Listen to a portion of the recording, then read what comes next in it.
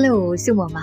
ပရိသတ်များအားလုံးကို SM Channel ကနေပြီးတော့ပြန်လည်ကြိုဆိုလိုက်ပါတယ်။အဲ့တော့ဒီ channel လေးကလေစုမရဲ့ channel လေးပဲပေါ့နော်။စုမနဲ့ Dzen နဲ့ဒီ SM ကလေ channel တစ်ခုလေးဖြစ်ပါတယ်။စုမတို့တွေဒါ Dzen ရဲ့အရန်အကောင့်လို့ပြောလို့ရတာပေါ့နော်။အဲ့တော့ဒီ channel လေးမှာစုမဇလန်ကောင်အသစ်ကလေးကိုရွေးချယ်ပြီးတော့မှဖတ်ပြပေးသွားချင်တာဖြစ်ပါတယ်။ဒီတစ်ခါမှာရွေးထားတဲ့ဇလန်ကောင်လေးကတော့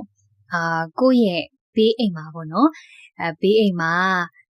crush နေတဲ့ကောင်လေးတွေကောင်မလေးတွေရှိနေတဲ့သူတွေအတွက်ကိုရွေပြီးတော့မှရွေပေးထားတာဖြစ်ပါတယ်။ဇလန်လေးရဲ့နာမည်ကလေဘေးအိမ်ရကောင်မလေးလို့အမည်ရတဲ့ဇလန်ဖြစ်ပါတယ်။ဒီဇလန်ကတော့စာရေးသူဖန်ဆင်းရှင်ရဲ့လက်ရကောင်တစ်ပုဒ်ဖြစ်ပါတယ်။ Okay ပါ။အဲ့တော့ဒီဇလန်ကရော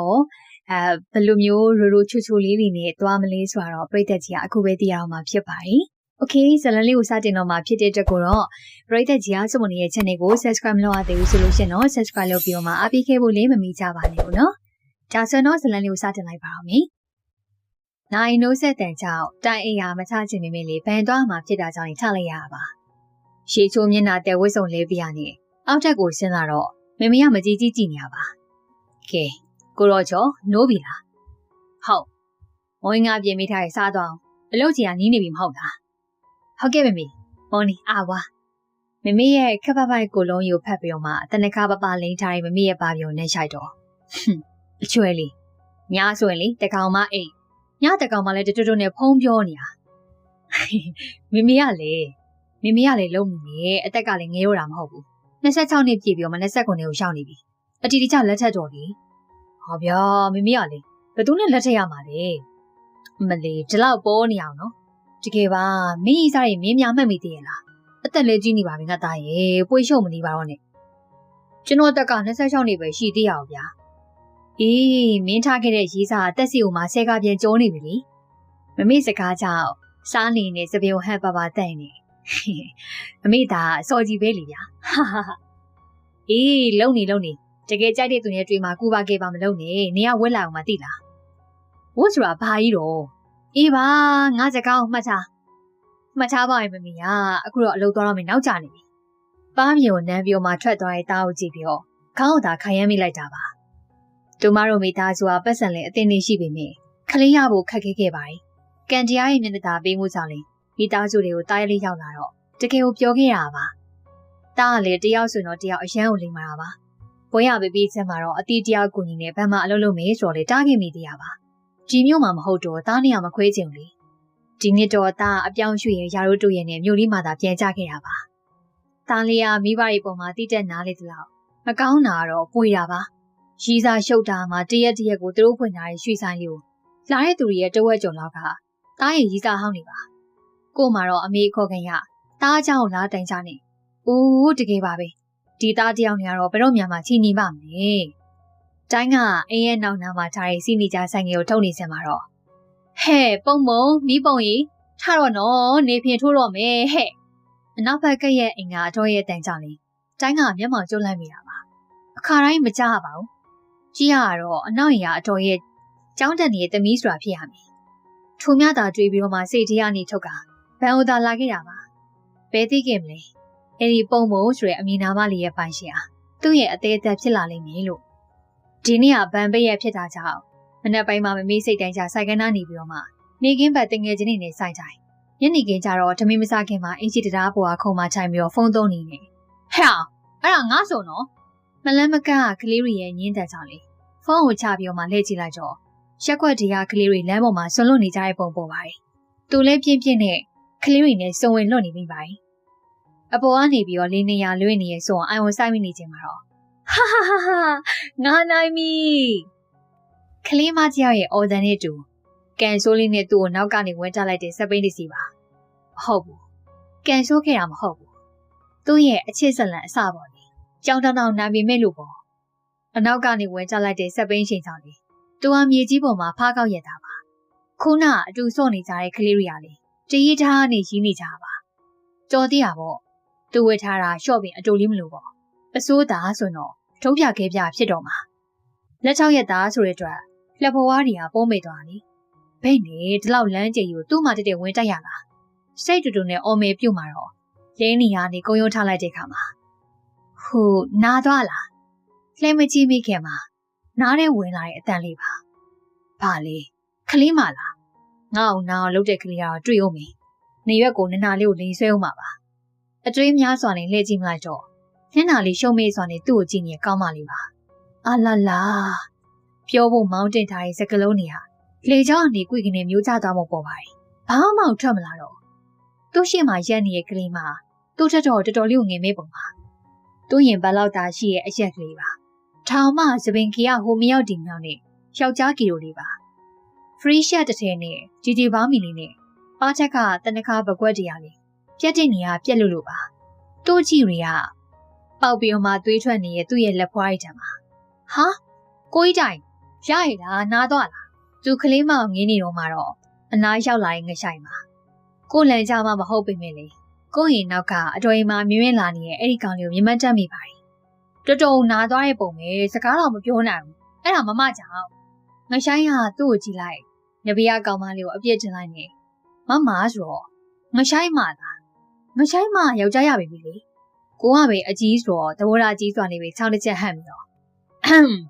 ဟုတ်ဘာမှဖြစ်ပါဘူးကွာမတော်တဆလေးပဲဟာမမ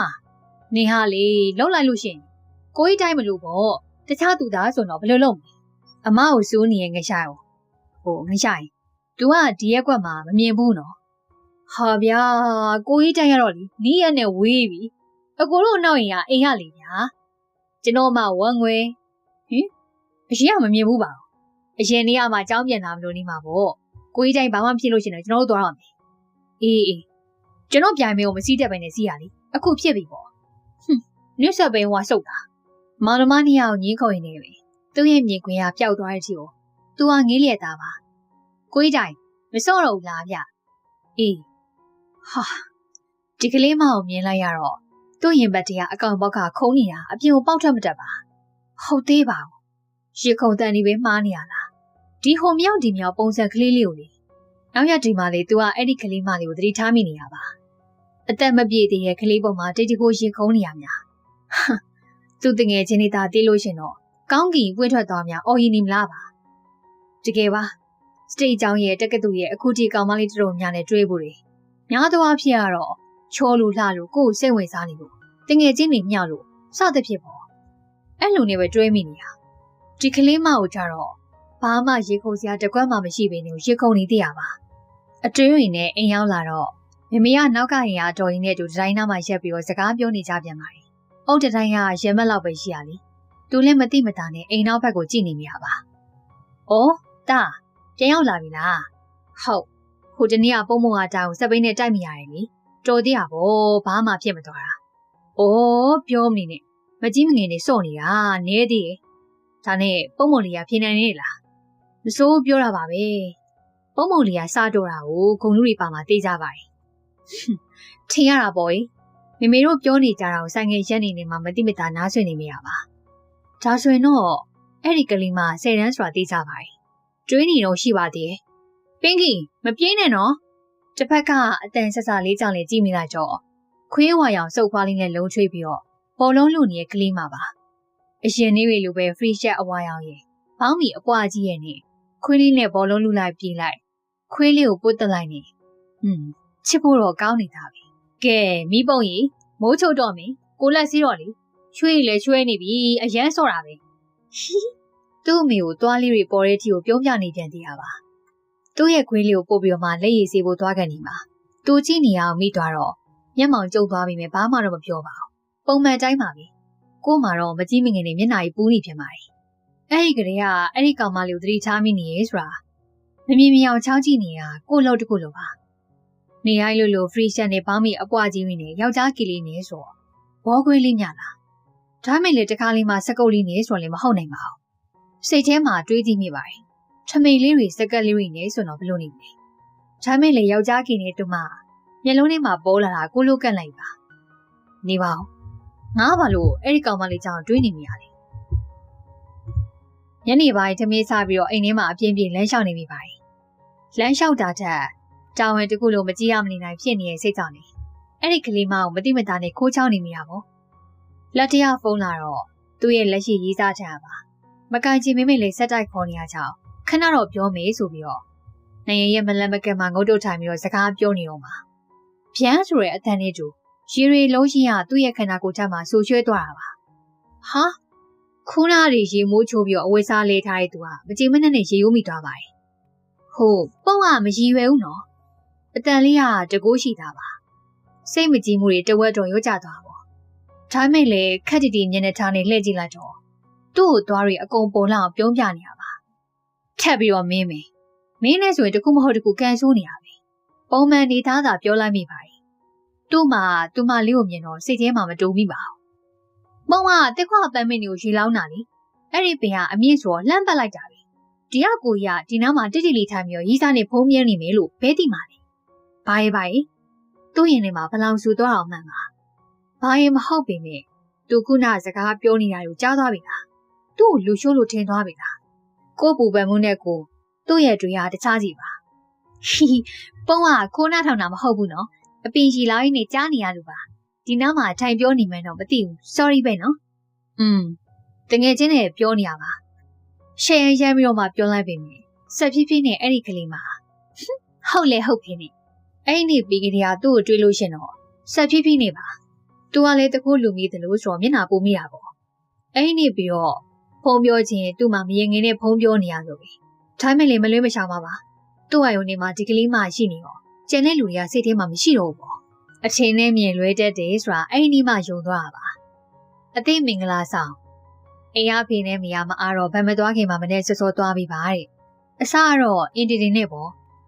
့နောက်ပြီးကြတော့အနောက်ရင်ကအတော်အားလေးလာမိတယ်။နဲ့ပြန်မင်္ဂလာဆောင်ဘယ်သူသွားမှလဲတဲ့အမေကသူသွားမယ်လို့ပြောလိုက်တော့သမီးလေးကိုခေါ်သွားပြီးပါလားလေစိတ်ထဲမှာကျဉ်းနှံ့မိသွားတာအတိုင်းတက်လုံးပါသူမမိဘတွေကရွာဆွေမျိုးအလိုရှိတော့သွားရအောင်ပါလေစိတ်ထဲမှာတော့ပီတိနေပေါ့ဒိုင်းမင်းညီမလေးကိုဂရုစိုက်ပေးပါဦးတညလုံးသူ့မှာအတွေးတွေနေချက်ခဲ့တာနဲ့ပြန်အဲ့ဒီကလေးမှဘလို့ပုံစံမျိုးဝတ်လာမလဲပေါ့အိမ်ကြီးရဲ့ပုံစံတော့မဟုတ်တော့ပါဘူးစိတ်ထဲမှာဝိစုံမျိုးနဲ့တွေးကြည့်နေတာဟိုမရောက်ဒီမရောက်စပင်ကင်းတဲ့သူမှတမျိုးကြီးပါပုံဖော်ကြည့်ပြီးတော့မှရီးမိနေတာသူ့မှာအယူကြီးကြလို့ပါအဲ့ဒီမှာကိုစပြီးတော့မှတတိထားမိရပြီသူညအဲ့ဒီကလေးမကိုကြိုက်နေပြီလားပေါ့ဒါမဲ့လေစိတ်ကဝေမခံချင်သေးဘူးလေဟင်းမေဟင်းအင်းကနေပြီးတော့အင်းဖြစ်သွားတော့နောက်တစ်နေ့မနက်မှာပါမင်္ဂလာဆောင်သွားကန်ဒီမှာသူကလည်းဗန်တန်းသွားဖို့ဝိစုံတခါကြီးတန်းလေးပြီးတော့ကလေးမပြန်ထွက်လာတာကိုဆိုင်ငယ်ပေါ်ကနေရဲဆောင်နေမိရပါခဏနေတော့သူမအိမ်ပေါ်မှာအရေးရောင်လန့်တွေ့ပြီးတော့တိတ်မကြလိုက်ပါဘူးသူ့ရှေ့မှာဆိုင်ငယ်တစ်စီးထိုးရလာတာပါဟီစောင့်နေရကြာသွားပြီလားကိုကြီးမိထန်ချောင်းမောကြည့်လိုက်ပြီးတော့ဆိုင်ငယ်ပေါ်မှာထိုင်းနေရဲ့အဲ့ဒီကလေးမပါသူ့မှာပါဇက်ဟောင်းသားဖြစ်သွားတာမှန်ပါအစတွေကအသားဖွေးရဲ့သူမလို့အဝါရောင်လေးနဲ့လိုက်ဖက်စွာလေးပါအတွင်းနဲ့တခြားစီစပင်းတိုးနေရလွဲပြီးတော့ထမိန်နဲ့လိုက်ဖက်ပါတယ်စပင်းကလည်းအရင်ကြီးကစိုးမနေပါဘူးအဝါရောင်ရင်ဖုံးမှာပန်းမွေအနီရဲလေးတွေနဲ့ခတင်လေးမှာချက်ကပ်နေရကြအောင်ခန္ဓာကိုယ်တေးသေးလေးခါတင်တင်လေးတွေကအတိုင်းတာပါခါတိုင်း free shot တွေအင်ကြီးအပွားတွေဝတ်နေရကြအောင်တိတ်ပြီးတော့မှမသေးတာခဲ့ပါဘူးပြီးတော့သူမမျက်နှာပေါက်လေးကတရုတ်မလေးနဲ့ဆင်ပါတယ်မျက်ရည်လေးပါရဲဆိုရုံများနှကန်းပါလေးတွေနဲ့သူ့ရင်ထဲမှာတုံတုံနဲ့စီတီးနေသလားတော့မှအောက်မရတယ်ဟုတ်ကိုကြီးသွားမယ်လေသူ့မှာအယောင်ယောင်မနေဆိုခမ်းမသွားရမှာသူ့ဆိုင်ကအနောက်ကပေါ့သူကိုယ်တိုင်ကလည်းအနောက်ကနေလိုက်ပြီးတော့မှတစုံတယောက်ကိုငီးမောချင်ရမလို့သူတို့ဆိုင်ငယ်နောက်ကနေခက်ပြပြလေးသာလိုက်မိရပါ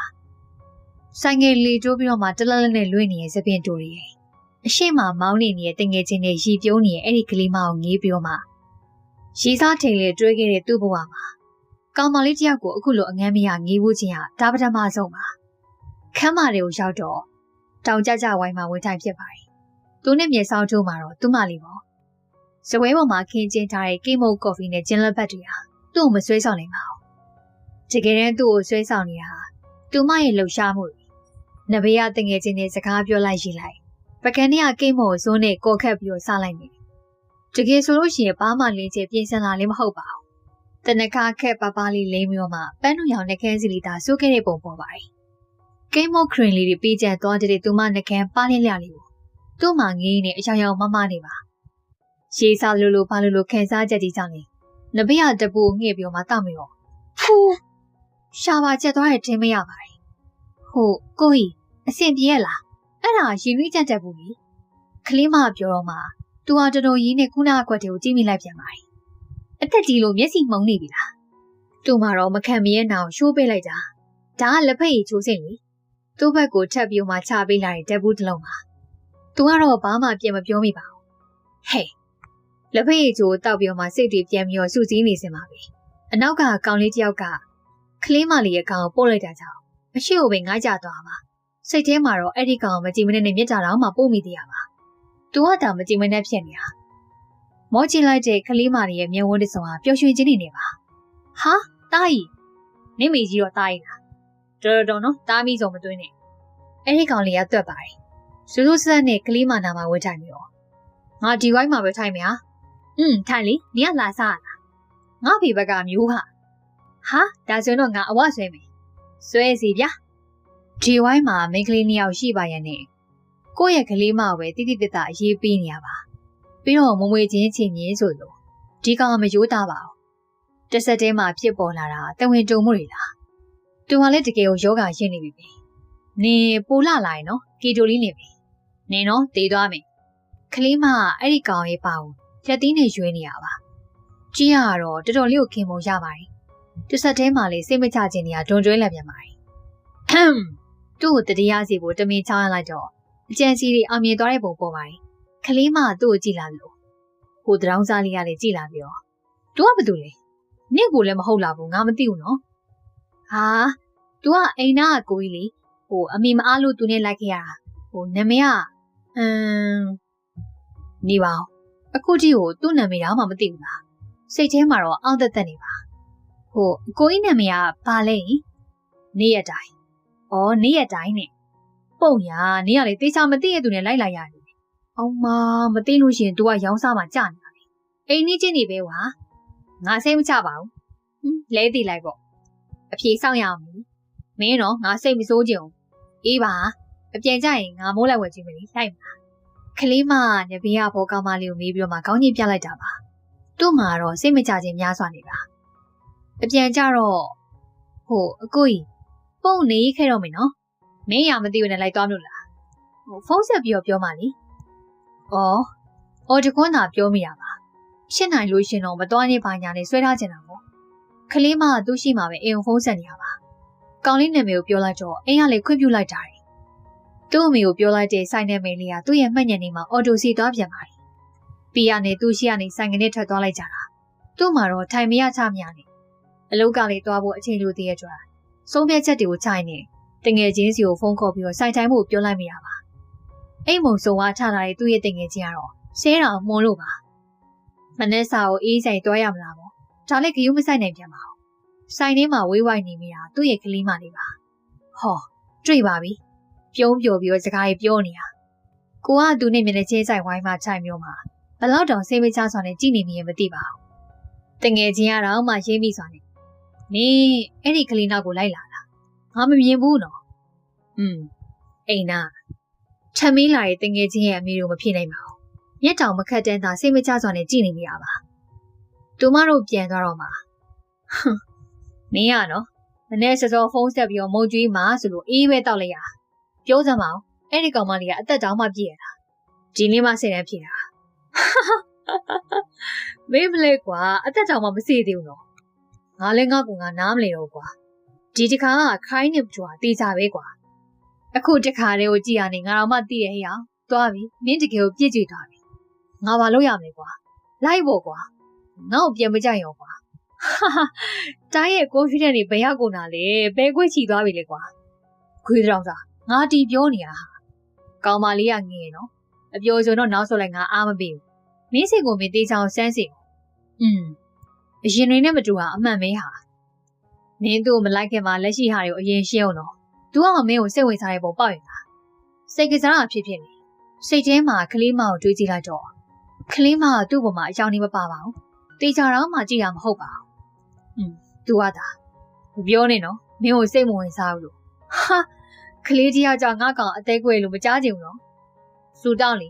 ငါဘက်ကတေချာလို့ရှင်ရောက်လိုက်ပါနေ့ရက်တိုင်းရဲ့ဘဝမှာရတာမရှိစေအောင်အိမ်ချင်းကရက်ဖြစ်ပေမဲ့တရက်သူ့မအောင်မတိမတာခိုးကြည့်လိုက်ပေါ်တင်ကြည့်လိုက်နေပဲအချိန်ကိုငဲရပါစကားတွေပြောချင်ပေမဲ့မိဘတွေကိုထိတ်တွက်နေရသေးပါတယ်ပြီးတော့သူချီရတဲ့သူမကလည်းသူနဲ့တိတ်ပြီးတော့ရုံးတော့ခြင်းမရှိပါဘူး ကဲကျမမျက်နှာသားပေးရပြောရမလားသူတို့မျိုးမှာမုံတိုင်းကြပြီးတော့လက်မိလိုက်တော်မြလေတော့လျှက်စစ်မီယာပြတ်တောက်သွားခဲ့ပါတယ်ပြင်စီချင်းက3-5ရက်လောက်ကြာမယ်လို့လည်းထုတ်ပြန်ထားတော့ညနေပိုင်းလောကပြန်လာရင်ခလေးမမီနဲ့အုတ်တိုင်းနားမှာရက်ပြီးတော့စကားပြောနေကြပါဆိုင်ကယ်ရီထိုင်းနဲ့ပုံမုံလီရောမမီးဝီကိုဘဲသွားလဲမရှိခလေးမလေးရဲ့နာမည်ပါလာကြအောင်နားရီယာဆွေးမိပြက်တာပါ။အော်မိပြက်တာကြာမယ်ကြီးညာထားတော့သူ့တငယ်ချင်းအင်ကိုဖုန်းအားသွားသွင်းနေပြီ။သိရမလားဖုန်းမရှိရင်မလီတက်ကြဘူးလေ။ဒါများညကြလို့ရှိရင်မိဆန်တို့ရေဖုန်းပြလိုက်လေအားသွင်းပေးထားလိုက်ပြီ။ကျေးဇူးပါပဲ။အိုးဒီလူနဲ့ဒီလူပြောစရာလား။မေမေတို့ရဲ့စကားတွေကြောင့်သူ့စိတ်ထဲမှာပျော်ရွှင်မှုတွေကဖုန်းပြမနိုင်ပါဘူး။မေမေကိုလည်းကျေးဇူးတင်လိုက်တာ။ညမီးဆန်တို့ပြီးတော့မေမေကအိမ်ပြုံထွက်လာပြီ။ပုံမုံလေးကိုဖုန်းအားသွားသွင်းဖို့တော့ပြောလိုက်မယ်နော်။ဟိုနီနီမေမေကျွန်တော်သွားလိုက်ပြီ။သူ့မှလည်းကြမ်းဖန်ရအောင်။အိမ်ကနေလန့်ကြည့်တော့သူတို့ရင်တရက်ပင်အောင်မှာဖျောင်းနိုင်မီလေးထုံမျိုးစကားပြောနေကြပါ။ဖျောင်းနိုင်မီနားမှာထိုင်ပြီးတော့မိတောက်ကိုလက်နဲ့တို့ကထိကပုံစံမျိုးမျိုးစော့နေတဲ့သူမကြောင့်လေပြောမိသွားပြန်ပါ යි ။ဟိုအန်တီဖုန်းအားသွင်းလို့ရပြီနော်။ကလေးမနာမည်ကိုတက်ပြောလို့မကောင်းတာကြောင့်သူမမေကိုပြောရတဲ့ပုံနဲ့ပြောလိုက်ရပါ။သွားပုံမုံအခုတောက်အားသွင်းခြင်းနဲ့ဖုန်းကိုပေးလိုက်ပြီ။သူမမေစကားဆုံးမှာတော့ဖုန်းရဲ့အားသွင်းကျိုးရဲ့ကင်ပြီးတော့မှသူ့နာကိုပြေးလာပါ။အုတ်တိုင်းကရေမက်နာလောက်သာရှိရကြောင်းလှမ်းယူလို့ရှင်ရလေ။ဟိုကိုကြီးအခုထိကိုစောက်ရီတော်ကခေါ်လို့ခေါ်နေတဲ့သူမကြောင့်လေမျက်မှောင်ကျုံမျိုးမှာကြည့်လိုက်ပြီးတော့သူမဆက်ဖြစ်နေ။ဟိုပါဝါဘတ်လေးရောသွင်းမိပါလား။ပေးလေတခြားသွင်းစရာရှိလို့ရှင်လဲကို့ပေးလိုက်။ပါဝါဘတ်နဲ့ဖုန်းဆွင်တော့တုံးပါပြီ။ဟီကျေးဇူးပဲနော်။စော်ကြီးဒီပေါက်နေပင်ရောက်ပါစီ။ဒီကလေးမကတော့သူ့ကိုရုပ်တည်နေအောင်မှစာသွားသေးတာပါ။ဒါမဲ့နှလုံးသားထဲမှာပန်းတွေပွင့်ပြီးတော့လှိပ်ဖြားရင်ငှက်တွေတစ်ဖြက်ဖြက်နဲ့ပြန်တက်နေလို့ပဲစကားလေးပြောရယုံနေကိုသူဟာစိတ်မမီတော့တာအမှန်ပါကလေးမလေးရဲ့ဖုန်းအားသွင်းပြီးတော့လင်းလာတဲ့ဖုန်းစကရင်လေးထဲမှာသူမပုံလေးပါသူမြင်ဘူးတာနဲ့စန့်ကျင်မှပကုံးကြော်ကြော်သပင်ကုတ်ကုတ်လေးနဲ့တောင်ပေါ်ကဘုရားတစ်ခုမှရိုက်ထားတဲ့ပုံပေါ်ပါတယ်လေကားထစ်လီမှာထိုင်းနေပြီးတော့လေတိုက်တာကြောင့်ထင်ပါတယ်သပင်တွေကလွင့်နေပြန်သေးရပါပြီးတော့တမင်လားစနဲ့လားမသိပေမဲ့ပြန့်လွင့်နေတဲ့သပင်ရှိတို့နားချက်မှာစူသိမ်းနေပြီးတော့ဟန်ဆောင်မှုကင်းမေးစွာနဲ့ရီမောနေသေးရပါသပင်ရှင်လေးကိုရမ်းလာပါတယ်ပတ်ဝန်းကျင်ကိုကြည့်တော့မမေရဲ့ဖျားရှင်ကိုကြည့်ဖေဖေကချန်ဝင်နေမှာဒါကြောင့်လေခါကြားထဲမှာညက်ထားတဲ့သူ့ရဲ့ဖုန်းကိုထုတ်လိုက်ပြီးတော့စကရင်ချက်ကသူမပုံလေးကို4-5ပုံပကရိုက်မိပြန်ပါတယ်စိတ်ထဲမှာလေအဲ့ဒီပုံစံလေးကိုအပြစ်မှမြင်ကျင်တဲ့စိတ်ကတခွားခွာနေပါနောက်တည့်တငယ်ချင်းတယောက်ရဲ့ဗတ်တေးကြောင့်လေသူမနဲ့စကားပြောချင်းမိမိအပြန်ညနဲ့သွားခဲ့တာပါသူပြန်ရောက်တော့အာသွင်းခုံထက်မှနေရယူနေပြန်နေသူမဖုန်းလေးပါဒီနေ့တော့စကားမပြောရသေးဘူးဆိုတော့လူကမကြည်လင်ချင်တော့ပါဘူးရေချိုးနေစင်မှာလည်းအနောက်ရင်ကိုမမီအော်နေအောင်ကြားလိုက်ရပါတယ်ရေမြမြချိုးပြီးတော့မှအောက်ကိုဆင်းခဲ့တော့အေကန်းပေါက်မှာဖုန်းရက်ပြောနေတူမှာပါခုနဖုန်းလာနေဆိုပြီးတော့မမီကအော်နေရပါကိုမမီနဲ့တူမမမီကတော့အေကန်းမှာစကားကောက်နေကြတယ်ခဏလောက်နေတော့စကားပြောပြီးတော့အေကန်းတွေကိုကောင်းလင်းကုန်ကဝင်လာပြီးတော့လွတ်နေတဲ့နေရာမှာဝဲထိုင်တော့သူ့နှပေးမှာပါသူ့မှာတော့ထခုံပြီးမတတ်ပါအရှင်လိုယောက်ျားခင်နဲ့မတူတော့ပဲနေအနှင်းငယ်ရေးလာတဲ့သပင်းနေနဲ့မိုးပြန်ရောက်ရှက်ပွားနေတူကျူးအောင်ကြည်တာပေါက်မိလေပါဘသူလဲသမီးဟိုတားမင်းဆက်တာပါမမီနဲ့ပြန်အိမ်လာလို့ရလားလို့မေးတာဖိတ်ဆရာရှိလို့တဲ့ဩမခင်တို့ရှုံးမိနေပြီပဲမရှုပ်ပါဘူးကွယ်ခဏနေပါဦးတကူတကားဆိုရင်လာဖြစ်တာမဟုတ်ဘူးလေပုံမရဲ့ဖုန်းကပြည့်ပြီမလားပါဝါဘန်းတော့မပြည့်သေးဘူးလေခဏဆောင်ပါဦးလီပေါ်ရင်မို့ဟုတ်ကဲ့ပါအနားမှာရှိနေတဲ့ကလေးမကြောင့်ချီနူးစိတ်တောင်မှကြက်ပြောင်ငှက်ပြောက်ပါဟိုကောင်တော့မဟုတ်ဘူးမလားမင်းနဲ့သူမမမီကတော့စကားကောင်းနေကြပြန်ပါလေသူ့လက်ဘေးကကလေးမတော့ပြင်းနေပုံပေါ်ပါတယ်လက်တရားသူ့ဖုန်းအခွင့်မျိုးမှာလိုင်းထိုင်သုံးနေရပါစကားစပြောချင်နေသူဟာဟိုကိုယ့်အိမ်မှာ Wi-Fi တက်ထားတယ်ဟင် password ကရှီသုံးလို့ရလားသုံးလေဟိုဒါဆိုပုံစကားတောင်းမယ်နော်တဘောပါဗျာသူမရဲ့ Facebook ကိုမတိမတာလမ်းကြည့်ပြီးတော့ profile ပို့တူကမင်းသားနှစ်ယောက်ပုံပါအဓိကနာမည်ကိုတော့မမြင်ရပါဘူ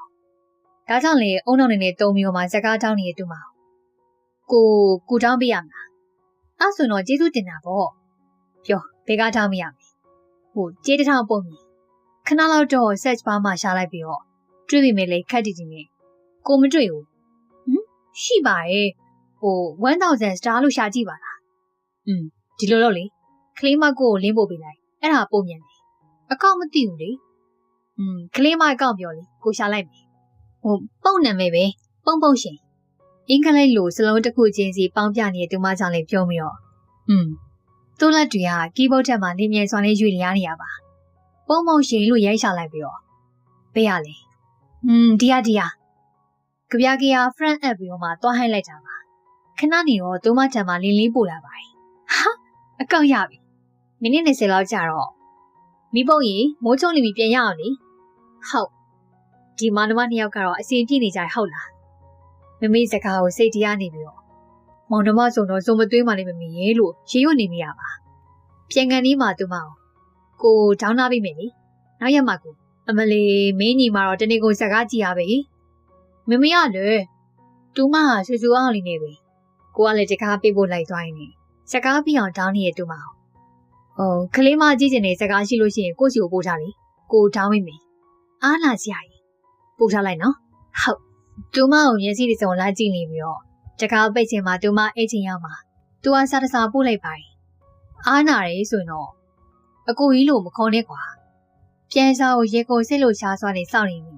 တိတ်မကြခင်မှာသူမစာပြန်ပို့လာပါတယ်ဟုတ်ကဲ့ဦးလေးဒီကလေးမတော့ကွာသူ့မှာအဲ့ဒီရက်ကမှန်တော့မှအပြေးကြီးမြရဲ့ဒီပါသူများအလောက်ရင်းနေပြီလားပေါ့ဘာလို့ဦးလေးလို့ခေါ်လေလို့နောက်ရက်ဒီမှာအကြောင်းပြချက်မိပြီးတော့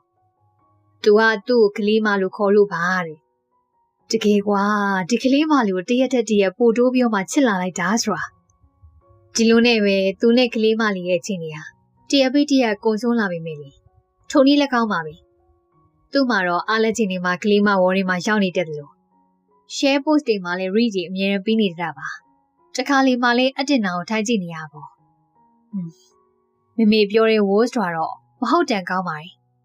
အတွေးရည်နဲ့တူမီးစိမ့်နေရဲ့အကောင့်လေးကိုပြောစရာမရှိစကြမျိုးဟေးကလေးမဘာလုပ်နေရလဲကလေးမကသူ့ကိုတမီချင်းနေရလားမအားလားမသိပြီမေ reply ကတော့တော်တော်လေးကိုကြားပါတယ်ဗီဒီယိုကြည့်ဘာတွေကြည့်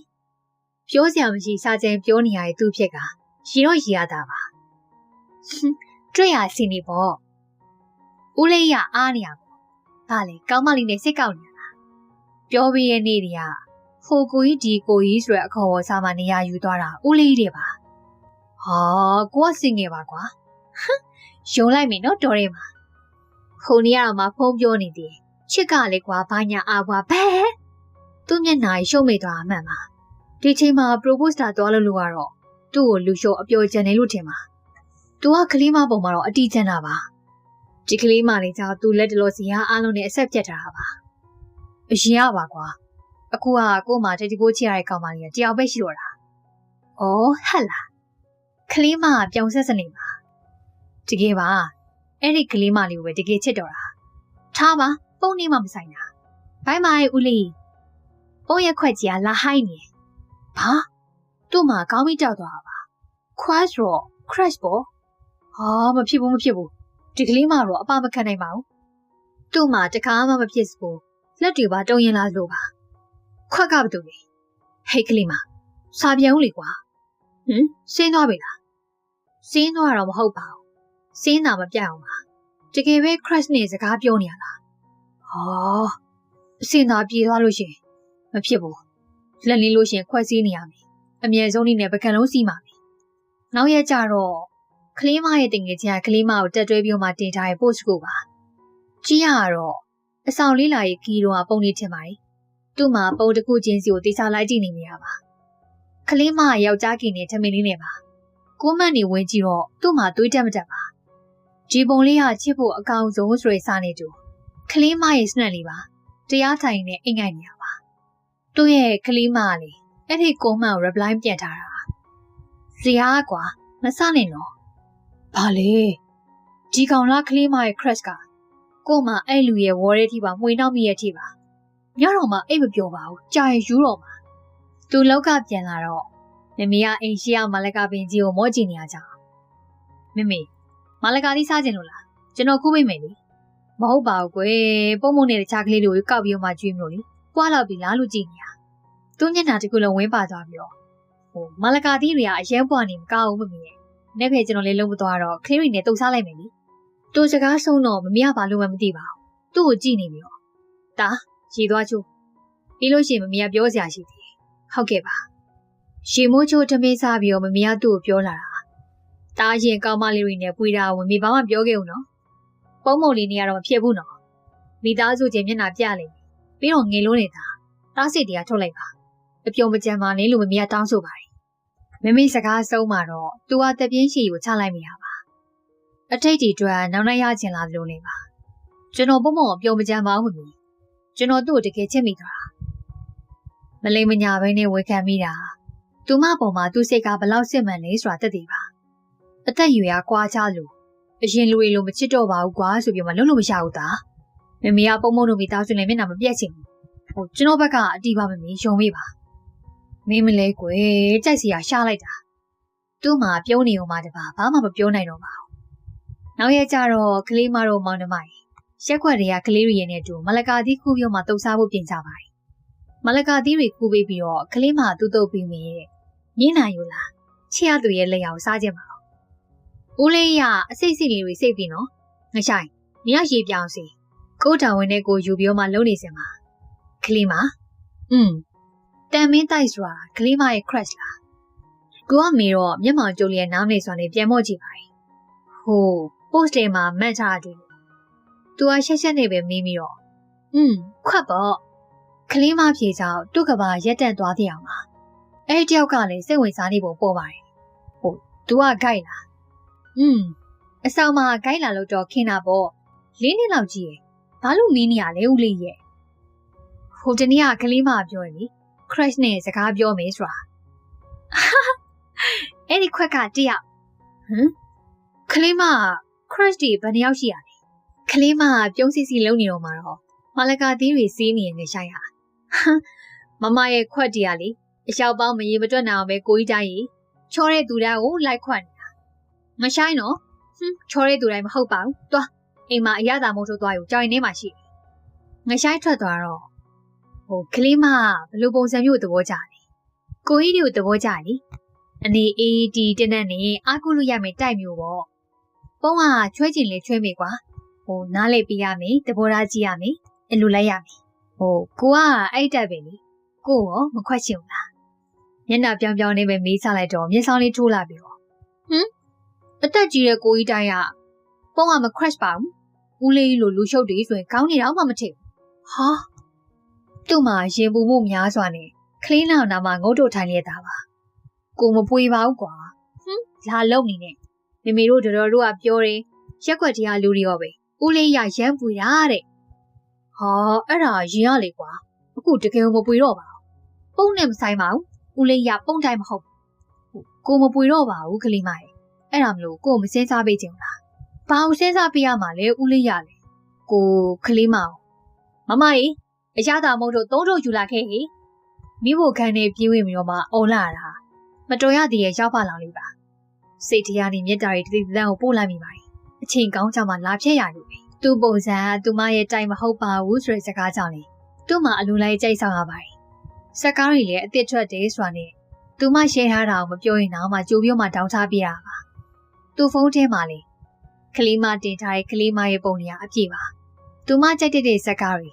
သူကြိုက်မဟုတ်ပြီမြေပြောစရာစကားမရှိဘူးဆိုရင်စကားကြောင်ပြောမှ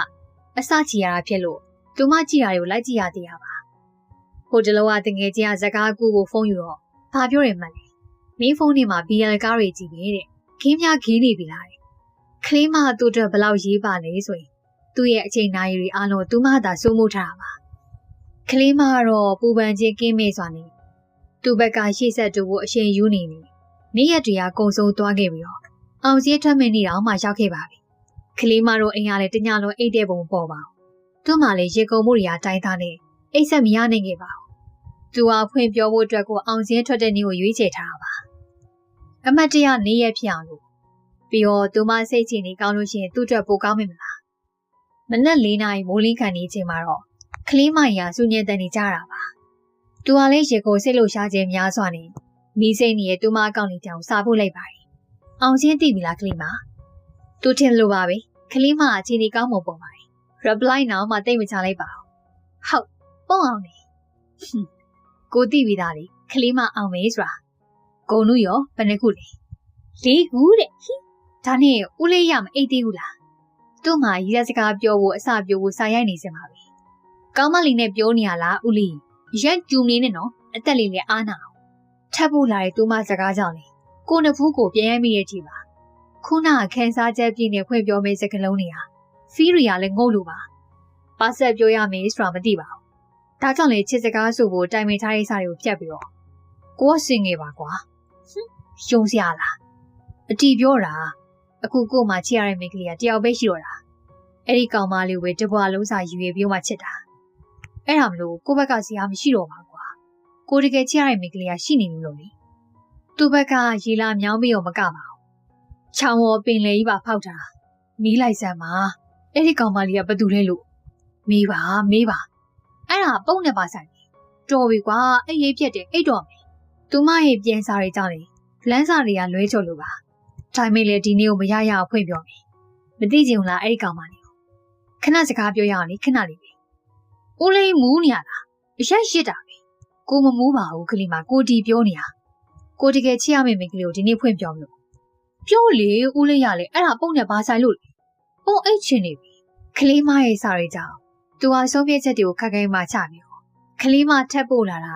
ကွက်ရှင်မတ်တွေတန်းကြီးပါကိုတကယ်ပြောတာကိုမင်းကိုချစ်နေကြတာကြပြီကိုမင်းတယောက်တည်းကိုပဲတကယ်ချစ်တာကိုကိုစဉ်းစားပြီးနိုင်လားပုံအိတ်ချက်ချင်းလိုင်းပေါ်တော့မှဆင်းသွားပါသူ့မှာတညလုံးမအိတ်လိုက်ရအောင်မကပါဘူးတနေ့လုံးလဲလွဲချုံမှုများစွာနေပါနောက်ရက်တွေတွေးတော့လေကလေးမအဲ့ဒီနေ့ကိုမရှိခဲ့လို့ပါဘာမှမပြောခဲ့တဲ့အတိုင်းပဲသူ့ဘမှာအရင်တိုင်းမပြောင်းလဲစွာနေသူစားလောက်နေလို့ထင်နေရတာကလေးမမိဘတွေကကလေးမကိုကွန်ပျူတာလုပ်ပေးခြင်းမိကလေးမမလုပ်ချင်ဘူးလို့ဆိုရတဲ့အတွက်တောင်ပေါ်ကဘုန်းကြီးကျောင်းမှာဆွမ်းသွားကဖို့စီစဉ်နေကြပါကလေးမမိကသူ့မိသားစုမမေ့မလျော့ပဲနဲ့ခေါ်ပြီးတော့သူ့ကိုလိုက်လို့ရရင်လိုက်ခဲ့ဖို့ပြောပါတယ်သူကတော့ကလေးမနာမနေရမှာ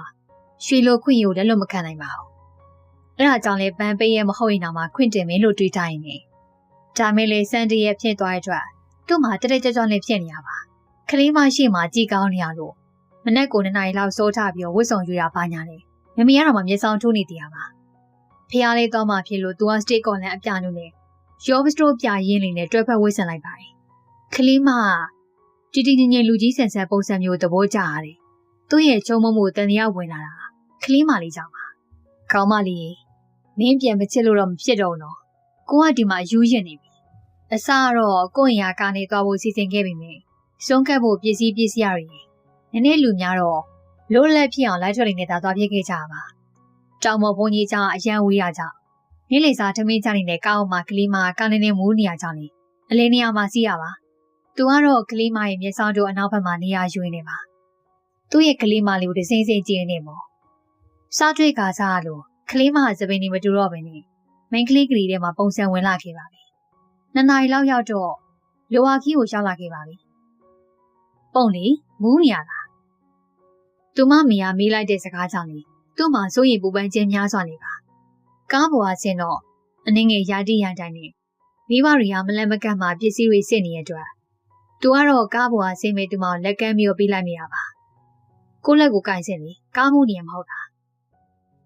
ကျေးဇူးပဲပြောပြရနဲ့ကိုင်းလာရဲ့ဖြူဖြူသွဲသွဲလက်လေးစုံကြောင့်လေသူကအသက်တောင်မှမရှူမိရဲ့တိပါတောင်ပေါ်ဘုရားတက်တော်လေကားမှုနေတဲ့သူမသိမလန့်ကျင်ပါဘူးတိုင်းရီတားညမလေးဗီယူစပြူမှာခေါ်ခဲ့ပြီးပါဦးအန်ဒီတို့ကစုံမုံမိတ်တွေကြော်သွားမှာမလို့တက်နေတော့မယ်နော်ဟုတ်ကဲ့ပါအန်ဒီကလေးမရဲ့မောင်ကပါတက်ပြေးသွားကြအောင်သူနဲ့ကလေးမသာကြံနေခဲ့ရပါအရှင်ပြေလားကလေးမနည်းနည်းပေါ့လူတယောက်ကိုဘလို့ချစ်ပေးရမလဲဆိုတာမတွေးမိတဲ့သူဟာကလေးမကိုတော့ချွင်းချက်နေတဲ့ဆက်ဆက်ရာဂီယူဆိုင်ပေးချင်လာမိတာပါအချင်းဆိုတာဒါလားတခြားရင်ခုန်စရာမပါဘဲနဲ့အခုလိုလေးရှင်တွဲပြီးမှလမ်းလျှောက်နေရတာကိုတော့မှသူ့မှာပြောလို့မဆုံးပါဘူးနေ့လေရောက်တော့အရေးအဝါဒကောင်းလုံးနဲ့တစ်ပင်ကြီးအောင်မှအခင်းခင်းပြီးတော့လူတွေကုန်ဝိုင်းဖွဲ့ပြီးပြောရွှင်စားတော့ကြရင်စကားတွေပြောကြရင်ပြီးတော့ယူလာတဲ့အစားတောက်တွေကိုစားကြရင်ဟင်းတွေကတိတ်မစုံလာပေမဲ့လည်းမြင်ရှက်လာပါတယ်လက်ဖက်တို့လေးကစားကောင်းလိုက်တာမမေရဲ့ပြောကြလေသူကမြည်ကြည့်မိတာပါဟုတ်တယ်စားကောင်းနေနော်ပုံလေးလက်ရလေသူမမေဖြေးပြီးရနေသူ့ရဲ့လက်ကအဲ့လက်ဖက်ခွက်ထဲမှာကြည့်ပဲမမရေကန်ဘက်ကိုသွားရအောင်လေသွားမယ်လေမမေတို့လိုက်အောင်မလား မိတို့ကနေမှခဏနာအောင်မေဒီဦးဆိုင်ကြအောင်နော်မင်းပြန်လာခဲ့ကြနော်ကလေးမသွားပြီးတော့မကြခင်ပါပြီသူကထိုင်နေရချလိုက်ပြီးတော့ဟိုမမေကျွန်တော်ဟိုနားဒီနားသွားလာအောင်ခက်တူတူဖြေလိုက်ပြီမမေကြည့်တွေကငါသိတယ်နော်ဆိုတဲ့အကြည့်တွေပါသူ့မှာခက်ရှက်ရှက်နေတာပြုံးပြိုင်နေသူမလေးသွားမယ်ဆိုရရေကန်တစ်ပိုင်းကိုအပြေးပဲလာမိတော့တာပါရေကန်အသေးချာအသေးဆိုရမလားသူမတယောက်တည်းသာခုနအထက်ဆလို့ရှင်တော့သူမမျက်နှာလေးကလည်းလန်းဆန်းနေပြန်ပါတမင်ချောင်းဟန်လိုက်တော့သူ့ကိုလဲကြည့်လာတဲ့သူကလေးမပါသူ့ကိုတော့ဘာမှမပြောပါဘူးကိုကပဲသူမနဘေးမှာတွားရက်ပြီးတော့ဟိုငဆိုင်ရောတိဦးလေခုနားလေးတွားရဲဆိုလားပါပုံမှန်နေဘူးလို့မလိုက်သွားကောင်းတာဗောဟိုကိုဓာတ်ပုံရိုက်ပြရပါအဖြူရောင်စာရင်ဖုန်းလေးနဲ့ပါးလက်ထက်မင်းလေးဝတ်ထားတဲ့သူမကိုကြည့်ပြမှပြောမိလိုက်တာပါမိန်းကလေးတွေကအဝိစားတစ်တွေလှပတဲ့နေရာတွေဆိုတော့ဓာတ်ပုံရိုက်ကြလိမ့်ရှိရလေဒါမဲ့သူ့ရဲ့ကလေးမလေးဟာတခြားမိန်းကလေးတွေနဲ့ကွာခြားလာပါတယ်ပြင်းနေလဲပူနေအောင်ဟိုကိုက post တွေညာတင်ချင်မလားလို့ပါသူပြောတော့ကလေးမဟန်ဆောင်မှုကင်းမေးစွာနဲ့ရင်းနေပြန်နေဦးလေးရမိန်းကလေးတွေကြောင့်တော်တော်သိရနော်ဒါမဲ့ပုံကအဲ့အရာတွေဝါနာပါဘူးဟိုတခါလေးစိတ်ပေါက်လို့ရှင်တော့တင်လိုက်တာပေါ့ဟိုကိုလည်းမိန်းကလေးတယောက်ကိုအသေးစိတ်ကြည့်ဆိုင်ပေးရဝါနာပါဘူးအခုလိုဓာတ်ပုံရိုက်ပေးရမျိုးတွေပေါ့ကလေးမလွဲလို့ပါအဲ့ဒီစကားကြောင့်သူ့ကိုပြန်ကြည့်လာပါဘာမှတော့မပြောပါဘူးအဲ့ဒါကြောင့်သူကပဲဆက်ပြီးတော့ကလေးမရဲ့ပြုံးနေကိုအမိရရိုက်ပေးခြင်းတယ်ပြီးတော့ကပ်ရှင်ကကင်မရာမန်ပိုင်းဆိုရဲနေရာမှာအသေးပုံရီလေးတွေနဲ့ကိုပဲဖြစ်ချင်တာဦးလေးရဓာတ်ပုံဆရာလုပ်လို့လားအခုလောက်ကလည်းလာစားကောင်းနေစီတမင်မသိကြအောင်စောင်းပြီးတော့မေးရလားတကယ်မသိရလားသူပြောတာပဲမရှင်းလားမပြောတတ်တော့ပါဘူးကိုကကလေးမတယောက်တည်းအတွက် personal photographer ပဲဖြစ်ချင်တာကလေးမရည်ပဲရည်နေတော့သူကလည်းစိတ်လို့ရှားစွာနေဟိုတနေ့ညကပြောတာကိုဘာမှပြန်မပြောချင်ဘူးလားကိုစနေရမဟုတ်ဘူးနော်ကလေးမကိုမင်းကိုချစ်တယ်သူမကဒီခါစကားမှာတော့ဘာမှပြန်မဆိုဘဲနေကရင်ပြင်ဘက်ကိုမျက်နှာမူပါတယ်ပုံကအဲ့အကြောင်းကြီးမစင်းစားချင်နေပါဘူးပုံကငယ်သေးရဲ့လေကိုစောင့်မယ်လေဘလောက်ပဲကြာပါစေကိုစောင့်နေတယ်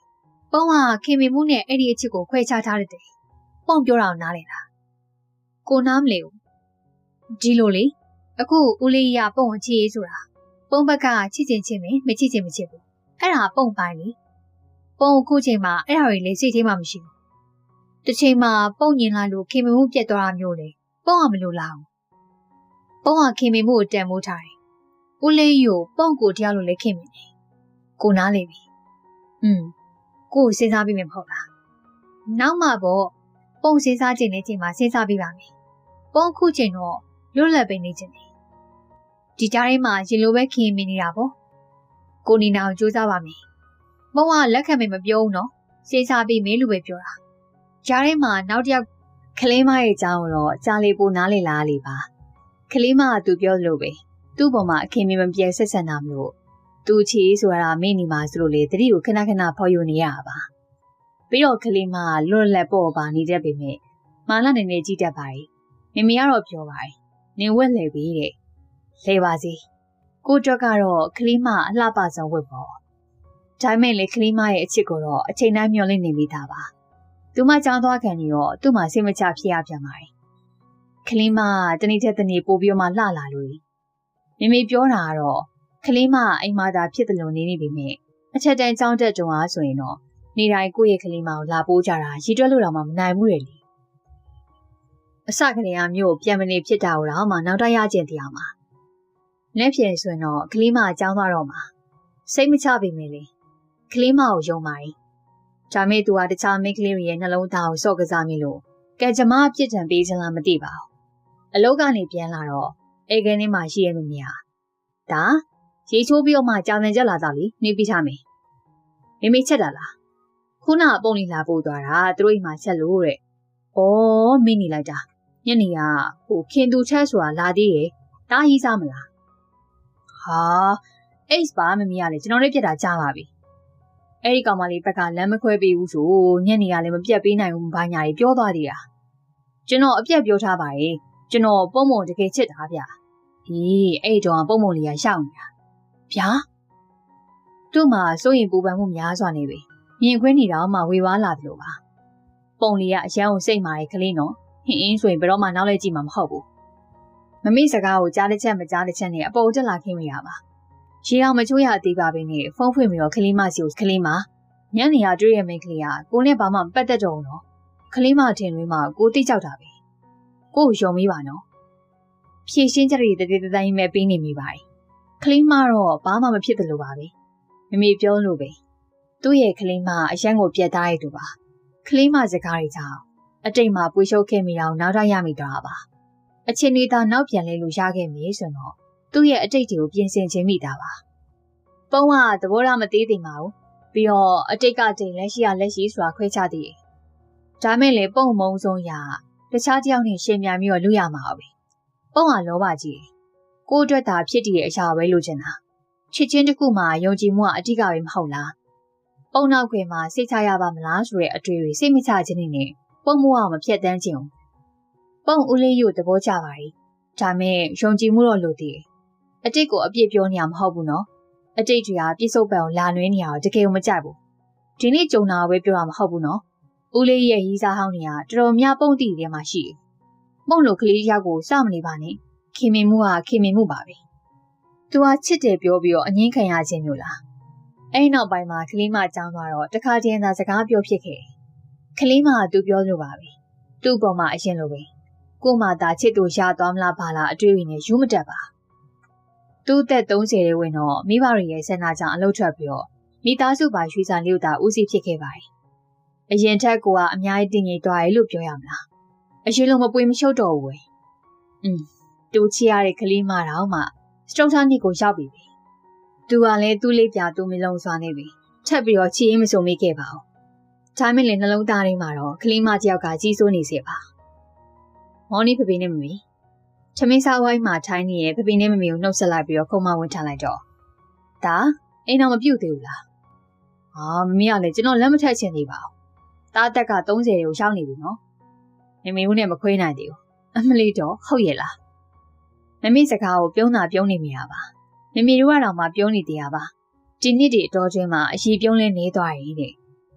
တားမှချစ်သူရှင်အင်ခေါ်ခဲ့လေမရှိဘူးမမီရဲ့ကျွန်တော်ချစ်သူဆိုပြီးတော့မမီတို့စီတော်မှာဘယ်သူကလာဘူးလို့လေငါသားတော်မှရင့်ကျက်သွားပြီအရှင်လုံးမပွေမရှုပ်တော့ဘူးဖေဖေကဝင်ပြောလိုက်တဲ့စကားကိုတော့မမီကအမလီရင့်ကျက်တာမဟုတ်ဘူးတော့သားအသေးကွဲနေအခုဒီကိုမဆက်သေးတာမမီကလည်းဗျာလုံးနေနေနော်ကိုသားကြောင့်မသိခက်ပြီနေတိုင်းကြည့်နေရလေလက်ထပါမီတော့တောက်ထားရရုပ်ကြီးနေမမီကတော့ဗျာ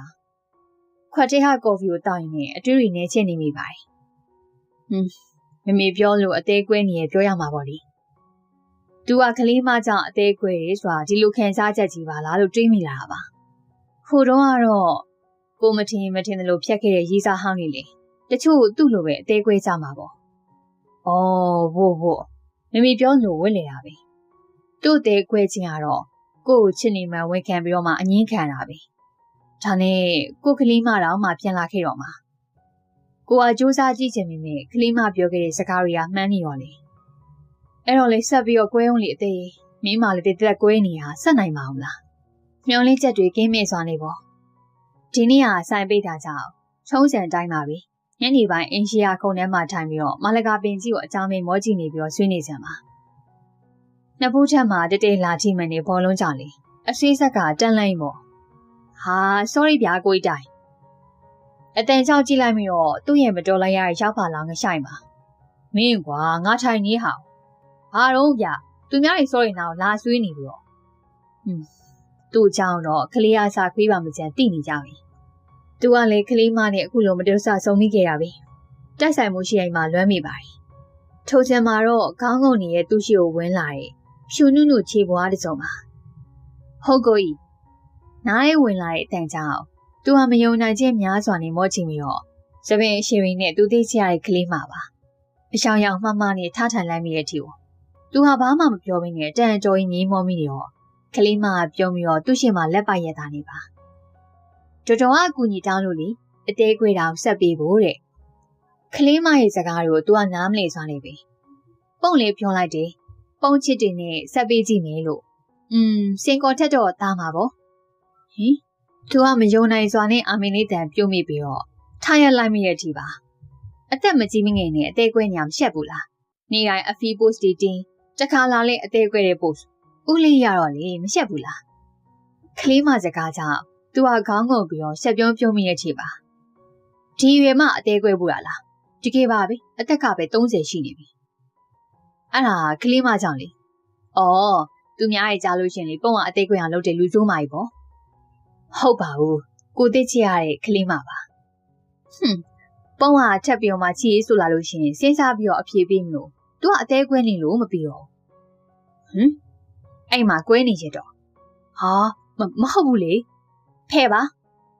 မျက်စောင်းလေးထိုးပြီးတော့မှပြုံးလာတဲ့ကလေးမကိုအလွတ်မပေးနိုင်တော့ပါဘူးဒါကြောင့်လေသူမလက်ကိုဆွဆွဲယူပြီးတော့ကိုကကလေးမကိုဖွင့်မပြောရတော့ဘူးလေကွာကလေးမပြောလို့ပဲဒါကြောင့်လေကိုကတက်တိတွေမဲ့နေခဲ့တာပါအခုလေဆက်ကွဲနေလေချစ်တယ်အဖြစ်ပြန်မင်းနော်ကိုနှစ်တွေနဲ့ချီပြောမှတက်တိပြပေးပြီလေကွာနော်ချစ်တယ်အဖြစ်သူ့နာပဲအကြမလားအိမ်မက်ပင်လားဝေခွဲမရတဲ့အထီကိုဘာလဲအဖြစ်ပေးပြီလေတကယ်နော်ဟာဒီတခါသာအဖွင့်မပြောလို့ကတော့ပုံကလည်းဒီလိုမျိုးအလွတ်မပေးဖို့တွေးပြီးသားပါသူမလေးကိုတေချာကြည့်ပြီးတော့ကိုရောယုံကြည်နိုင်ပြီလားဒီနေ့ဒီမှာအကောင်းဆုံးဖြေပါပြီချစ်တာကွာကလေးမတော့ငရဲကြည့်တော့မှာပဲပုံကဘာလို့လဲကိုယ့်တက်ကြီးကိုအသေးခွင့်အောင်လုပ်လို့ပေါ့မဆိုင်တာဘူးမသိဘူးကွာဆိုင်နေပြီရှေ့မှာရက်နေတဲ့ကလေးမပြုံးနေပြီးတော့ကိုယ်နှလုံးသားရှိရာရင်မတ်တက်ကိုခက်ပနမ်းလိုက်တာကြောင့်သူကကဘာမြေရဲ့ဆွဲငင်ရအောင်လွန်ဆန်ပြီးတော့လေပေါ်မှာပြန်ဝဲနေတယ်လို့ပါအဲ့ဒါအသေးပြန်ဆက်ပြီးတာအပျော်လွန်ပြီးတော့မှဘာစကားမှမပြောနိုင်တော့ဘဲနဲ့အားလုံးမိပြီးတော့ကလေးမကိုရင်ခွင်ထဲမှာဆွဲသွင်းပြီးချစ်စကားတွေကိုချွေနေမိတာပါအချစ်ကိုအလေးမထားတဲ့ကိုအချစ်ဆိုတာဒီလိုခံစားမှုပါလားဆိုပြီးတော့သင်ပြပေးခဲ့တယ်လို့သူတစ်ပါးအသေးတွေပဲခွဲခဲ့တဲ့ကိုအသေးကွဲတယ်ဆိုတာဒီလိုခံစားမှုပါလားဆိုပြီးတော့တိတက်လာကိုသင်ပြပေးခဲ့ပြန်ပါတယ်သူ့နှလုံးသားကိုဖန်ခွက်လေးတစ်ခွက်အဖြစ်နေပြီးထားပါတော့အဲ့ဒီဖန်ခွက်လေးရဲ့ပိုင်ရှင်ရမင်းဖန်ခွက်လေးကပိုင်ရှင်ဖြစ်သူစီစားရအတိုင်းစီလူရစီမတော်တဆပဲဖြစ်ဖြစ်တမင်မဲဖြစ်ဖြစ်လှုပ်ရှားမိလို့ကွဲသွားတဲ့ဖန်ခွက်လေးဟာပဂတိအကောင်တိုင်းဖြစ်မလာနိုင်ဘူးဆိုပေမဲ့လေမင်းပိုင်ကိုနှလုံးသားဖန်ခွက်လေးကတော့ချွင်းချက်ရှိတာပေါ့ကွဲမှုကိုပြန်ဆက်နိုင်တယ်မင်းချစ်တယ်နေပေါ့ကဲဇလန်းလေးကတော့ပြီးတော့ပါပြီဒါကတော့ဇလန်းတူအမျိုးအစားပေါ့နော်အဲ့တော့ဒီဇလန်းလေးကလို့ပေါ့ကိုယ့်ရဲ့အိမ်ဘေးနားမှာကိုကြိတ်ပြီးမှ crash ပြီးမှဖွင့်မပြောရတဲ့သူတွေရှိလားပေါ့နော်ရှိတယ်ဆိုလို့ရှင်တော့ဇလန်းနားထောင်ပြီးတော့အားတွေမွေးပြီးမှဖွင့်ပြောတင်ပြီပေါ့โอเคပါအဲ့တော့စုမကတော့ဒါပရိသတ်ကြီးတောင်းဆိုလို့ပေါ့နော်နည်းနည်းနိုင်ပိုင်းတူတဲ့ဇလန်းလေးတွေတင်ဆက်ပေးပါအောင်လို့ပြောထားတဲ့အတွက်ကိုရှာပြီးတော့မှတင်ဆက်ပေးတာပေါ့နော်အဲ့တော့ဒါပြီးလို့ရှင်တော့ဇလန်းအရှိတွေလာတော့မှာဖြစ်ပါတယ်โอเคပါစောင့်မျှော်ပြီးတော့အပိနာဆင်ပါလို့ပြောကြနေပဲပရိသတ်များအလုံးကိုနှုတ်ဆက်ပါတယ်နားဆင်ပြီးတော့အပိခဲ့ကြတဲ့ချစ်တဲ့ပရိသတ်တယောက်ချင်းစီတာကိုကျေးဇူးတူပေးတင်ရှိပါတယ်ပရိသတ်များလုံးပဲတရားပြောရှင်စရာကောင်းတဲ့နေ့ရက်တွေကိုချစ်တဲ့သူတွေနဲ့အတူတူဖြတ်သန်းသွားနိုင်ကြပါစေလို့ဆုမွားဆုတောင်းပေးပါတယ်